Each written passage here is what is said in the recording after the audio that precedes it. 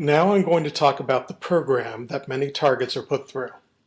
I'm talking about something very specific. Not all targets go through this. But the tools used in this program are used against virtually all targets. So, what is it? It's a program, a highly deceptive multi-year program. I call it deceptive because it often looks like something completely different. It might look like you've deeply offended someone who sent his entire social network after you, but that's not why it is. It might look like you're a victim of an extremely vicious and secret smear campaign, but that's not it either. Maybe you think the police are sending people after you, or maybe you think criminal gangs are harassing you, or maybe you think it's Stasi-like secret police messing with your life. Maybe you've read about COINTELPRO, and that seems kind of like what it is. What I'm talking about looks like these things, it might incorporate elements of some of these things, but it isn't any of these things. It's something that can be disguised as any of these things, but something different, something pretty new. Now, I don't want to downplay the claims of stalking at the hands of several people. Stalking by groups of people is something that happens. You'll hear about this sometimes. A man might take turns with his buddies harassing an ex-girlfriend. That's a thing. It happens. But what I'm talking about is something qualitatively different. It's not stalking. It's something else. What this is, in essence, is a virtually untraceable takedown program. It's very hard to fight, partly because the program looks a lot like mental illness, and partly because you're being harassed in ways that you don't want to disclose to other people. It's made very embarrassing on purpose. There are several possible entry points and several possible outcomes. Since it's highly psychological, how things turn out depend at least partly on the inclinations of the subject. Also, what I'm about to describe doesn't explain everything. There are other secret programs, which people on the receiving end of this program are very likely to be caught up in. And to make things more complicated, once someone gets taken down with this program, he might get enrolled in those other programs, things like weapons testing or medical experiments.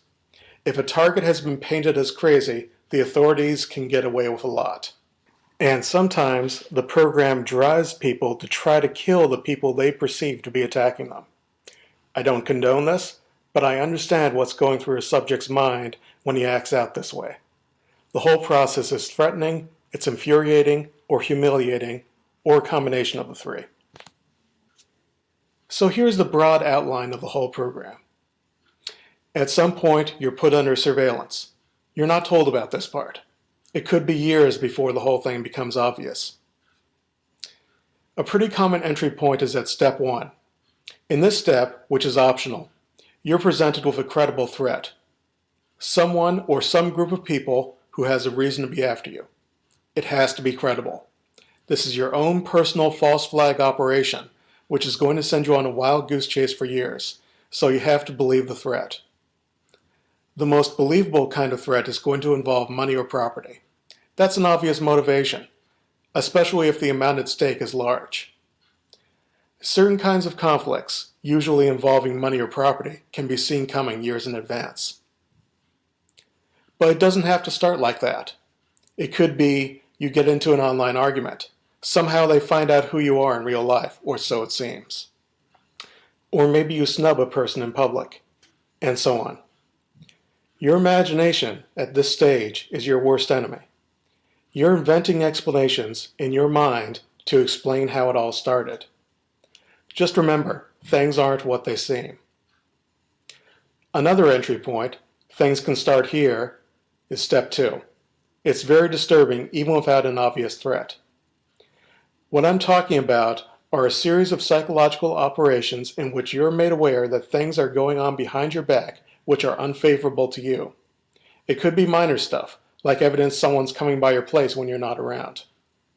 Again, your imagination runs wild. If you entered the program at the previous phase, you're obviously going to connect those happenings to the patsy you were provided with in the first phase. Around this time, you're also going to be made aware you're under surveillance. Someone might casually mention very personal details taken from your private activities just a few hours beforehand. Again, your mind makes the connection. Here's a great example of what I'm talking about. Let's say you go out to the porch one morning when you wake up and see an empty styrofoam coffee cup on the top step. This happens several mornings in a row. Obviously, someone is coming to your house every morning and leaving a cup there. One morning you decide to get up really early and see if you can catch them. You check the porch and there's nothing there. Oh well, so you do some chores, then you head out for the day and your heart stops. There's a styrofoam coffee cup on the roof of your car. That's an example of sensitization. You've been made aware that the coffee cup in this example is significant. Sensitization of some sort is going to happen during this phase, so you're made aware that messages can be sent to you non-verbally with subtle cues in your environment. At this point, you've been made aware of the fact that you're being watched, and someone or some group of people is messing with you. Stuff is happening behind your back. Another thing that can happen behind your back, gaslighting. Objects aren't in their expected places when you look for them. And finally, you're made aware that large numbers of people are interested in keeping tabs on you. Quite a few people. You're getting vehicles that show up wherever you go, or people who show up on foot wherever you go. Step 3. Now a new, very threatening message is sent. Large numbers of people. This is a message that's being conveyed to you. It's only a message, but it's very convincing. Are not only keeping tabs on you, but they're watching you and don't like what they see. This is going to be hammered home with a handful of exceptional episodes, demonstrations of hostility which seem very sincere. Those demonstrations are very manipulative. You're supposed to remember them and file everything you see in the hostility box. So you're going to get commentary on your private actions at this point from lots of people, sometimes in real time. Not necessarily to your face. There might be well-timed car alarms or explosions in the distance, and so on. Step 4. An extreme harassment episode. Okay, this builds on all the previous phases. You've been made aware that lots of people are watching you, they're hostile to you, and they're speaking to you through this secret language. Now things take a terrifying turn.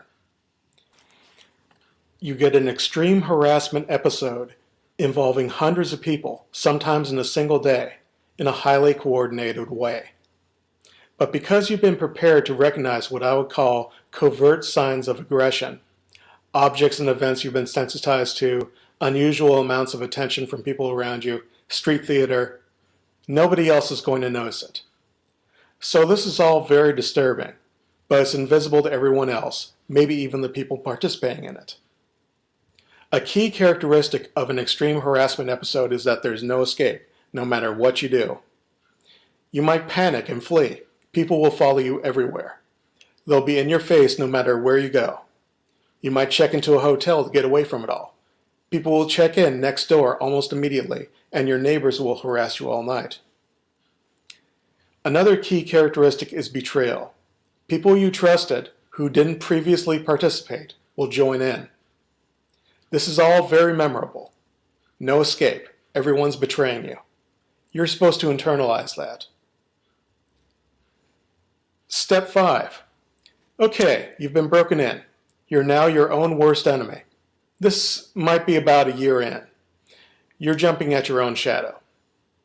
What really helps with this whole thing, this illusion that's being maintained, you might be hiding in your residence and only popping out when absolutely necessary, but someone will show up almost immediately. Someone will leave subtle signs of intrusion even if you dash out just for a few minutes. This is the space invasion phase. Your personal space is being invaded. It directly follows from extreme harassment. You've made changes to your life that should make it much harder for them to get in, but somehow they get in. Depending on your situation, you might get break-ins even when you're asleep. Friends, neighbors, even family members give subtle signs that they're in on it. Maybe a group of men moves in next door or down the street. Space invasion. They're going to extraordinary lengths to get into your face. And much more disturbing stuff, other kinds of space invasions start happening. Customized television programming, electronic harassment, evidence that you're being watched, even in a windowless, dark room. Now, somewhere around here, you're going to conclude you've been uniquely singled out. Nobody in the world is getting this kind of attention. It's totally ridiculous. This is the point where many targets are led over the edge, about 1 to 4 years in. Because you're seeing this activity around you, and it seems to stem from a run-in with the wrong person, or people just seem to take a disliking to you in your neighborhood, and so on. And they're misusing government resources, and they're in your face. What else could it be? Well, I'm going to tell you. There's another step beyond that, in which the meaning of all the previous steps is made evident, but a lot of people going through the program don't see it. I'll be getting to that after I put those steps in context. If you're going through this process and you're still at the point where you're trying to gather license plate numbers, or catch people in the act of breaking in, or trying to find a lock they can't pick, or trying to figure out what group everyone belongs to, or trying to learn how they're communicating, I'm going to break the bad news to you. You've been brainwashed. Brainwashed people don't know they've been brainwashed. There's no explanation I can give you that's going to snap you out of it. It's so real. In fact, explaining things in terms of the familiar might actually help cement your brainwashing. The only way I know of to break brainwashed people out of their brainwashing is to confront them with propositions that can't be considered without questioning perceived reality. When you start questioning the world around you, you're on the road to recovery. The first thing I want to do is point out that this whole thing, what I've described so far, is a lot like a magic trick. There's a couple of ways, actually, in which it resembles a magic trick. First, appearances can be deceiving. An analogy I like to use is the stage trick where a magician saws his assistant in half, or rather, that's how it appears. You've seen this, right? Well, when you see that kind of magic trick, you don't go running to the authorities to report an attempted murder, do you? Because if you did, you'd be laughed out of the police station. No, you think, oh my, that's so very clever, how did they do that? Maybe when you see a really good magic trick, you'll go running to a friend, someone whose opinion you respect, and ask, how did he do that? Chances are he won't be able to tell you because he's only going off what you're telling him and your senses were deceived. Plus, he's not a professional magician. Now, because you've been exposed to highly deceptive behavior in the context of hostility, you don't see this as entertainment. You're not looking at it as a kind of magic trick. You're assuming that everything is exactly as you perceive it to be, and you're acting on that assumption, which will turn out to be ruinous. Maybe you're running to the authorities to report what you perceive as a fact. I've gotten better at deciphering the magic tricks that are used by our adversaries, but I don't know them all. You might come on to conference calls and ask, how did they do that? Or why are they doing that? There's a chance everyone will say they don't know. They're going off what you're describing to them, and what you're describing is what you've seen with your own eyes, and your eyes have been deceived. To see through a magician's tricks, you have to adopt a particular kind of mindset. That brings me to the second way in which the whole process resembles a magic act. In the steps of the program I've gone through so far, if you've been through those steps, you're probably nodding your head. Oh yes, that's what they did to me too. And that's the trick. In describing those stages, I was focusing on what you were focusing on. This idea that there's an objective reality, which you're watching and reporting on, in which all these things are happening which pertain to you. Your attention has been drawn to these things.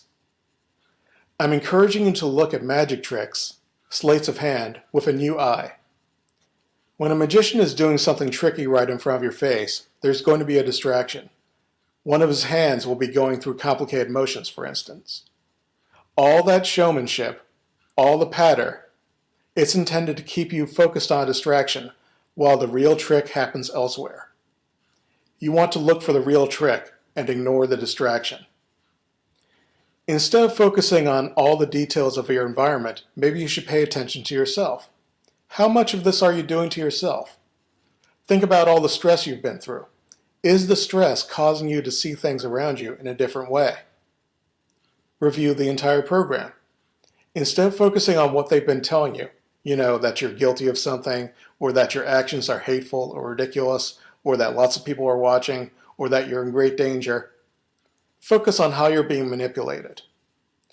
Look at the messages you're being sent, not individual episodes, but the big picture. Like, let's say you frequently overhear neighbors saying nasty things about you. Rather than focusing on those things, focus on the message. You're being told your neighbor has it in for you. Someone else, the person or organization that's running the whole thing, is sending you that message and messages like it. Those messages are very believable. You wouldn't believe that someone else, a third party, was counterfeiting those messages. It's why the whole brainwashing process is so effective. Once you start paying attention to what kinds of provocative messages are being sent to you, you can start resisting the psychological manipulation. Of course, manipulation is generally only effective when it's disguised as something else. Nobody's going to tell you, I'm going to get you to believe this and that and the other thing, and here's how I'm going to do it. They're just going to set out to make you believe those things. You only figure out that you've been deceived later. One way in which you've been fooled, that should be obvious, is the surveillance. You might have been watched long before you were made aware you were being watched. You were deceived that whole time. Here's something else to think about. You've been deceived about other aspects of your ordeal. Like, for instance, maybe you think you've deeply offended someone, and that's why his friends are all after you. Maybe you really did offend someone, but someone else, the third party who's really responsible for the whole thing and was watching all along, took advantage of this conflict to pin everything on that person. The things you've seen were intended to be seen. This whole process is meant to be seen. You're being manipulated. Maybe you've seen street theater, obvious performances out in public where people are referring to your private activities. And that's very disturbing or even humiliating, because you imagine that everyone else notices the street theater, and so this is like a form of public humiliation. Well, those are obvious performances. You're being told, look at this, we're putting on a show just for you. Pay attention. What if you've seen other performances that you didn't recognize as performances because they didn't tell you they were putting on an act? You might think there are vicious smears or rumors circulating about you based on hints that people drop in your presence. But how does this go on for years without you finding out what the rumors are? Something else is going on. These hints that people are sharing with you are part of the performance, an act, a show. Are you starting to get the picture? If you've seen street theater, you've seen a crack in this synthetic reality they're creating for you. There may have been other theatrical episodes and you didn't recognize them as such at the time, but you remember those episodes and your views were changed as a result of them. Those episodes, totally staged, assisted with your brainwashing. That's why I keep talking about manipulation and messages that are being sent, the meaning that you assign to the strange occurrences around you. And those occurrences are really happening, don't get me wrong. It's largely in your head. You were sent messages and you internalized those messages. Those messages help brainwash you. Now, the methods that are used to send those messages, those are disturbing. All those people, they have to be in on it. It's so real. How could it be anything other than what you think it is? In the final step of the program, which some subjects never get to or haven't gotten to yet, and many of them misinterpret, a much simpler explanation manifests. It's an explanation that looks a lot like mental illness, but it's something else. And keep in mind, all the stuff I've been talking about in the previous steps looks like mental illness too. Virtually every tactic corresponds to some symptom of mental illness.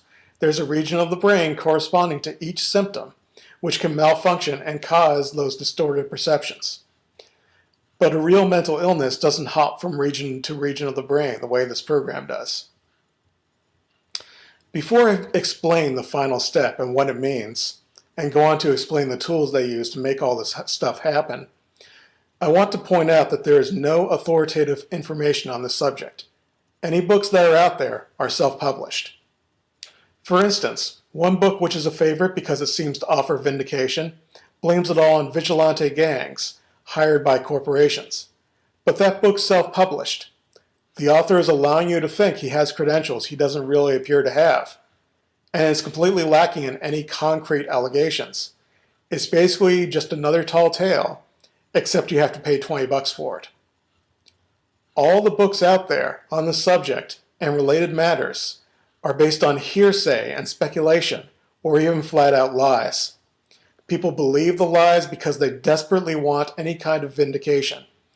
As long as the author seems to have credentials, they'll swallow any story that seems to match what they're going through. Those books are the author's interpretations of this program. Their interpretations. This is my interpretation, which is no less authoritative than theirs. Okay, in the final step, you get obvious electronic harassment. This is something that's labeled as electronic harassment because it's something that could only be coming from electromagnetic sources at the speed of light. The feedback is instantaneous, or nearly so. Now, there might have been electronic harassment in earlier stages, and there probably was, but it wasn't made obvious. Or maybe it was obvious, but it seemed like something the people after you, or rather, the people you thought were after you, could get their hands on. And again, there is deception here. Just as in the previous phases, where you got obvious, overt, in-your-face hostility with covert aggression later linked to it, you might get real bombardment with energy weapons. Later you'll be getting something else, but you'll think it's the energy weapons that were used earlier. At this point, all the pieces are in front of you. You just don't recognize it yet, but it's going to get increasingly obvious. You're going to be made aware that your mind is being read. This is quite shocking when you learn about it.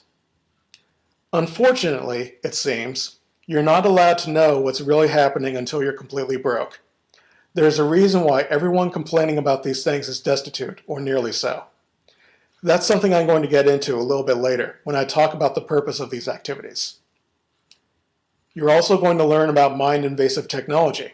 And again, this is something you only learn about on their schedule. You learn it because they're allowing you to know. Now, the tools of electronic harassment you've heard about on the news in the past few years, the non-lethal weapons, those are actually more advanced than mind-invasive technology based on implants, for instance. Experimentation with electronic mind control goes back to the 1950s with civilian researchers. They were doing amazing stuff more than half a century ago. The non-lethal weapons are relatively new. You could say, oh, but there's all kinds of secret stuff the military planners and intelligence agencies don't let us know about. There could be even more advanced stuff out there. Or the non-lethal weapons might have been around for a much longer time. I'm not going to disagree that the official timelines for the deployment of non-lethal weapon technology are questionable. But then, so are the official timelines for the deployment of electronic mind control technology. Someone with the ability to send electrical signals to your brain can pull off a pretty convincing imitation of God. This is an age-old game. People in authority pretending to be much more powerful than they really are, while at the same time holding back their secret edge. What you've discovered, thanks to this program, is their secret edge, the electronic mind control technology that's usable on you and on the people around you. Most of those people that you thought were in on it, even allowing for the fact that you were jumping at your own shadow, let's look at the people who are in your face, they have no idea of the significance of the things they were doing. It was discovered decades ago that electronic mind control test subjects rationalize away evoked actions. The conscious mind invents an explanation for why you did what you just did. You can't know about this except indirectly, through coincidences that are created through your own actions. Highly improbable coincidences. Once the mind control technology is on the table, you've got your explanation for the whole thing. There might have been some real hostility or aggression at the beginning, but that was amplified 1,000-fold through the use of psychological operations, these manipulative messages I've been talking about in the previous steps, and mind control technology used to make people around you deliver those messages. You're not confronted with hundreds or thousands of hostile people. It's more like a very small number of people who can, in effect, hop into a person's body and make him act out. And that person who acts out, he has no idea that his actions or words are significant to you. That's why they're using so many double meanings or subtle hints. You fly off the handle because you think some guy is hostile to you, but he has no idea why you're mad at him. From his point of view, your erratic behavior is unprovoked. That's a deliberate strategy. Okay, so that's the broad outline of the program. I'll be getting into the tools a little bit later. But first, let me point out there are things that will happen to a target of this program which don't fit into this framework I've laid out. The whole thing is highly psychological and highly deceptive. But there are things that happen to at least some targets that aren't psychological. As I said earlier, the whole thing might have seemed to grow out of a confrontation you had, or it might seem like someone took offense to something you did and got his buddies to go after you. Or it might seem like there was a smear campaign. Well, maybe there was, especially in the beginning. I've heard tales of gunplay in the beginning, of physical assaults. People don't do that stuff just because someone's whispering in their ear.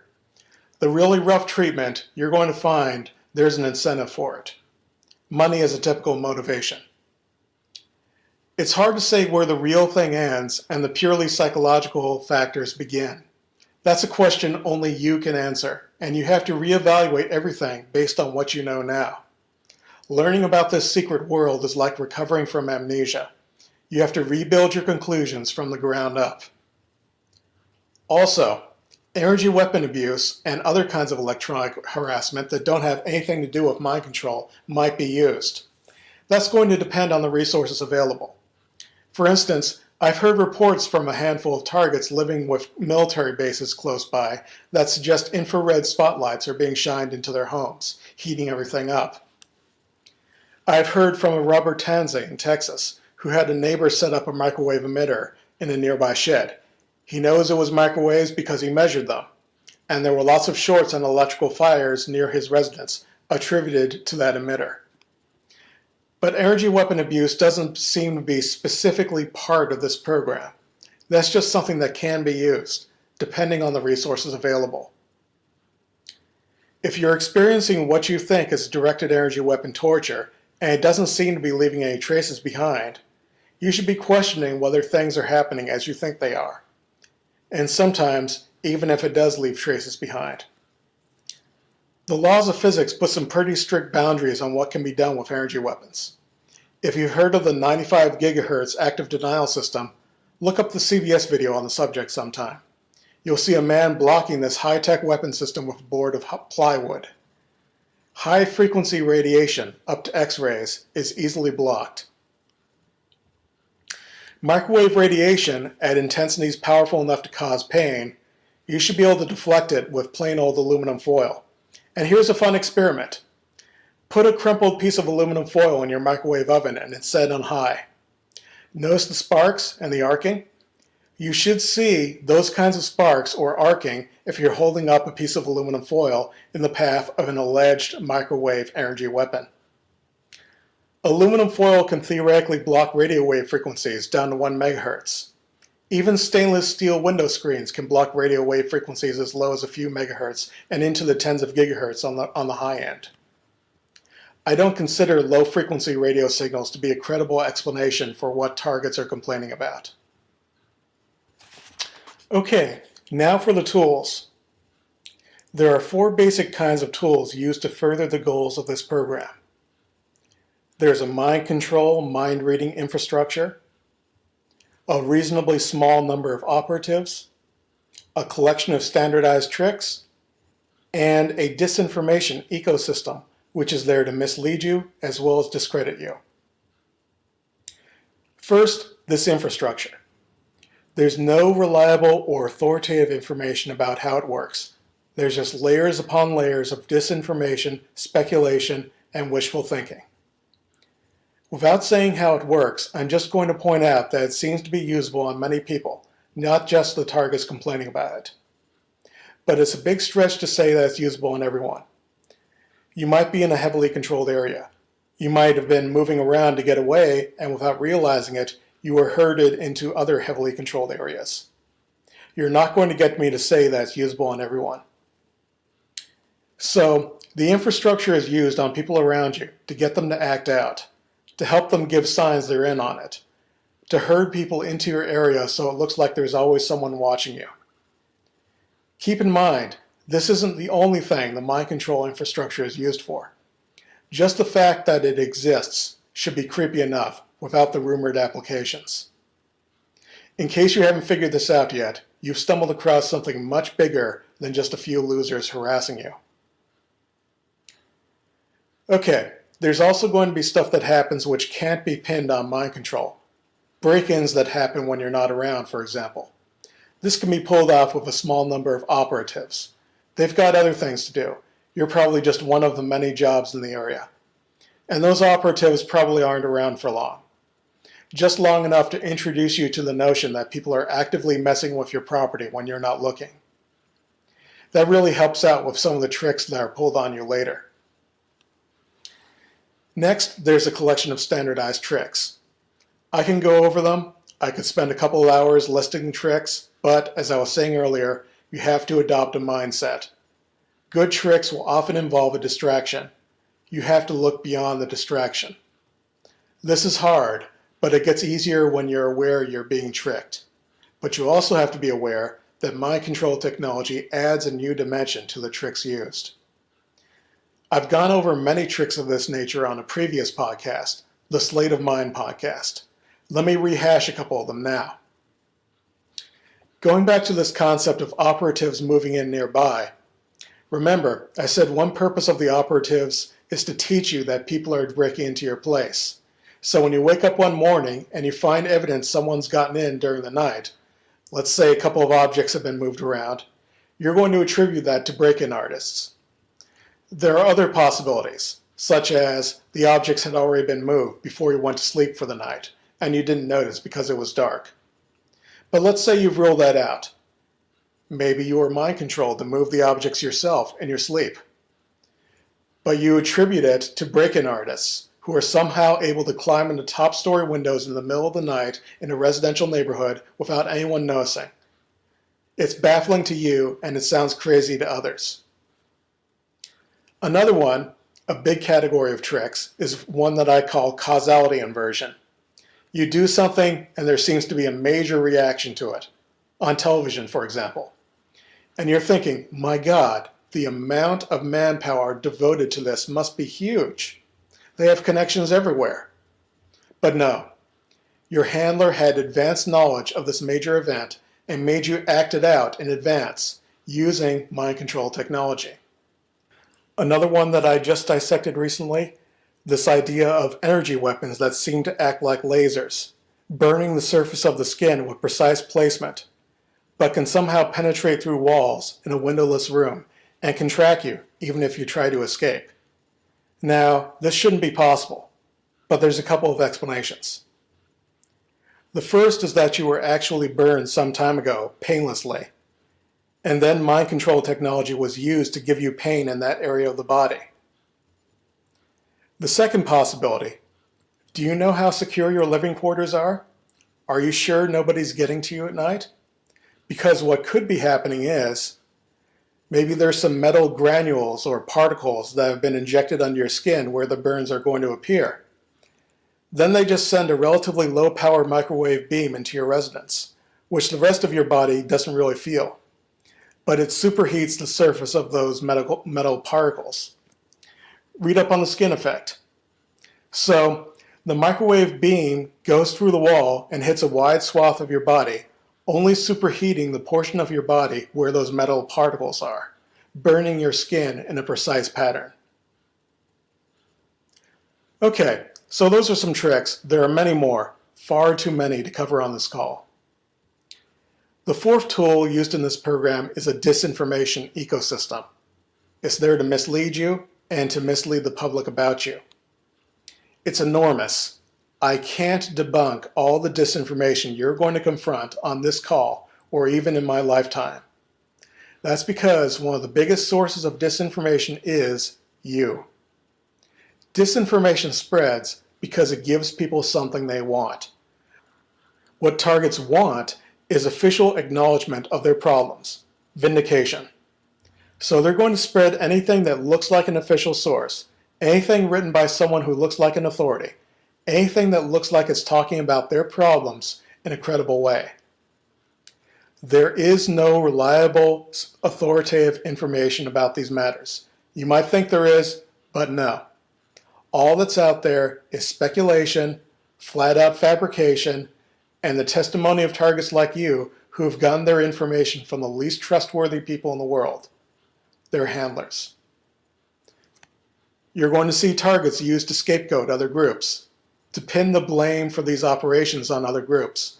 You're going to run into targets who are convinced of supernatural forces, or ETs, that are responsible. It's all based on what they've been allowed to see, with confirmation provided by other people who have been hoodwinked. Now, the public in the past was occasionally allowed a glimpse into the ecosystem. These days, it's more than occasionally. It's being put in their faces. It's been turned into a form of entertainment, profitable entertainment. It's a disinformation ecosystem. It's colossal, and the only way you're going to disengage from it is to adopt this mindset that I keep harping on. Understand that deception is the name of the game. Look beyond the distractions. Don't let yourself be put to work on their edifice of disinformation. If they can't profit from using you this way, they're going to let you go. Targets play another part in this ecosystem, an important part. They're kept apart on purpose. They're forced to communicate verbally, and words are misleading. Most people don't look for the truth beyond the words.